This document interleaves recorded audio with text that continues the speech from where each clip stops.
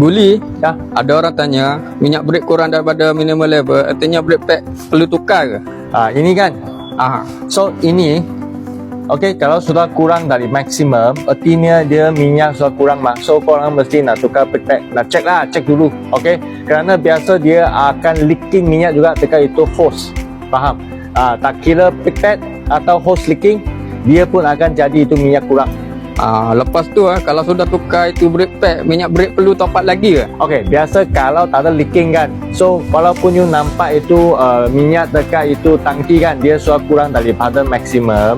So korang kan sudah tukar itu brake pad, dia sudah dulu dia sudah kurang mak kerana dia sudah nipis, betul tak? Betul. So, kalau you korang kan sudah tukar yang baru, dia sudah tebal mak. So di itu minyak akan naik balik. Faham? Korang tak perlu tambahan itu brake minyak. Faham? Faham. Okey Okey, sudah habis Habis. Jangan kacau saya kerja lagi. Banyak kereta tahu, you tengok. Sorry. Okey, bye.